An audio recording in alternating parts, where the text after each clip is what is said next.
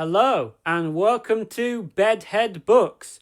Today we are going to be talking about The Man Who Recorded the World by John Zwed. At least I think that's how you pronounce his name. John. John. Yeah.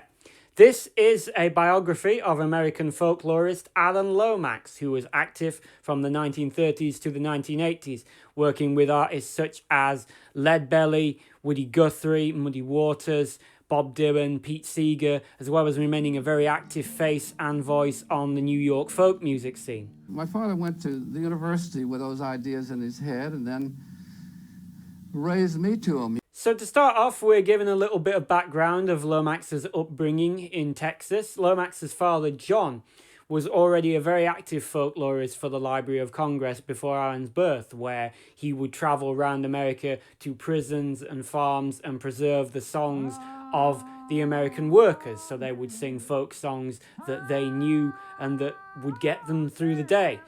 When Alan turned 17, he began accompanying his father out on these trips, where they were also joined by Alan's brother, John Lomax Jr., and the three of them would travel, they would camp out, they would lug recording equipment up mountains to preserve the people of the area. And although there is some beauty, of course, in family working together in such a way, there were definitely tensions between John Lomax Sr. and his son Alan over particularly racial and political issues on which they differed in opinions quite significantly. Family comes back into play later in Lomax's story. Despite divorcing and separating from his wife and daughter, they still maintain a very loving, positive and supportive relationship with each other. It got a mighty, I can pick and feel the cotton. It got a mighty, I can pick and feel the day. It got a mighty, I can pick and feel the cotton. It got a mighty, I can pick and feel the day. It was during one of the Lomax's trips to a penitentiary that they met a singer called Hoodie Ledbetter, better known as Leadbelly. He was a singer who accompanied himself on 12-string acoustic guitar and would sing the folk songs that he knew, such as Stag O'Lee, Goodnight Irene, In the Pines, as well as some of his original compositions. He was one of the performers that the Lomaxes went back to again and again because he had such a rich life. He'd been sentenced for murder, he'd had a number of criminal activities in his past, and there is some disagreement as to the ethics of the Lomaxes and whether they were exploiting Leadbelly and exploiting his race and his past and his criminal past for their own gain, so that they could, market him to white audiences and the masses as, I won't use the particular word, but you get where I might be coming from. Leadbelly offered his services to John Lomax as a driver, and Lomax agreed, and they went out on the road together quite a few times.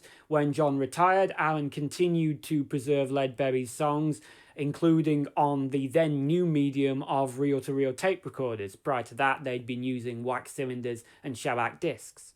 Another story around the time that is cited in quite a few music books aside from this one concerns a trip the Lomaxes had to a schoolhouse and a farm worker at that schoolhouse known as Blue. Blue got up to sing a couple of songs into their gramophone that they had, and before he did so, he spoke into the gramophone as if he was addressing the President of the United States, and he addressed the President appealing to him about the racial issues that were going on and slavery that was still common amongst the farms and the plantations, and he then launched into a song that was very much aimed at the farmers and the plantation owners.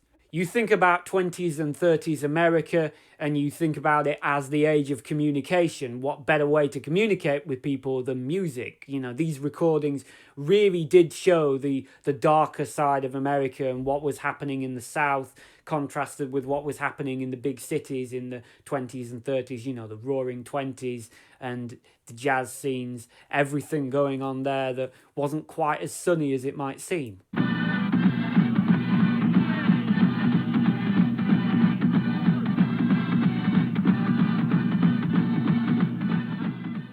So Lomax began publishing several books of his findings and was invited by CBS to create a radio show that would go out to school children on a mornings so that they could learn about the American culture.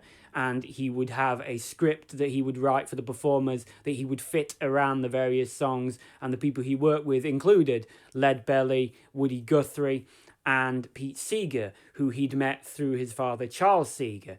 Now, Pete and Alan worked together on a few occasions, sorting out some songs, and apparently the songs that they picked out of these discs that they didn't want, they would actually throw them out of the window. Around the mid-1940s, the FBI began paying close attention to Alan Lomax for what they believed was communist activity on his part. As a student, he'd been in various protesting groups. He was, of course, working with a lot of black performers, and such were racial attitudes in America at the time that if you were a white man and you were associating with a black man, you were on their side, therefore, and not to be trusted. And I won't comment about racial issues in America now, but there we are. But Alan found that a good way to escape this FBI scrutiny was to travel. And so he travelled away to Europe, where he undertook a number of folklore projects in Spain, Italy, and the UK.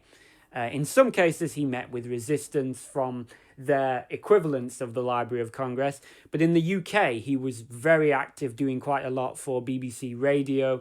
He also came into contact with the skiffle scene in the 1950s that gave birth to Lonnie Donegan, who was very much inspired by leadbelly, covering a couple of his songs, most notably Rock Island Line, and taking his name from Lonnie Johnson, a skiffle jazz guitarist. This scene, of course, later gave birth to the Beatles and the Rolling Stones and so many other British bands. Lomax's relationship with popular music in the 1960s particularly manifested itself in his involvement with the Newport Folk Festival, at which he would have performances by Dylan, Seeger, as well as newer up-and-coming artists such as the Paul Butterfield Blues Band, who he apparently was not very keen on due to their amplification and their volume. But he was nevertheless very supportive of the new embracing of folk music in America around the time. Wear my pants above my knees, stress my jelly with who I please. You know it's tight like that. Yes, tight like that. Never talking to you, baby, yes, tight like that. Despite the passing of a number of his artists, Alan Lomax still remained rather active in the 1970s, particularly in film and contributing to a few books and articles along the way. Around the 1980s, Lomax envisaged what he called the Global Jukebox, where people would be able to come to an exhibition at the museum or the gallery and they would be able to access the recordings, all of the recordings that the Library of Congress had available, as well as all of the recordings the commercial record companies have available. Nowadays, of course, that does not sound very strange to us at all. And in fact, this book was written in 2010, so while not mentioning Spotify by name, they mention Pandora, which was very much, a precursor to Spotify and the streaming platforms that we now see, where we can access all this music and more. It astounded the literary bigwigs of the day. They didn't know America had any ballads. So in conclusion, I find The Man Who Recorded the World to be a very gripping book. It pretty much tells you all that you would need to know about Alan Lomax. It's very well written, very well structured, and I think you could get quite a lot out of it if you're into blues and folk music. And I'm going to give The Man Who Recorded the World a 7 out of 10. Thank you very much for watching. Remember to like and share this video. Let me know what you think in the comments. Subscribe so that you can save your place for later. And remember, don't judge this book by its cover.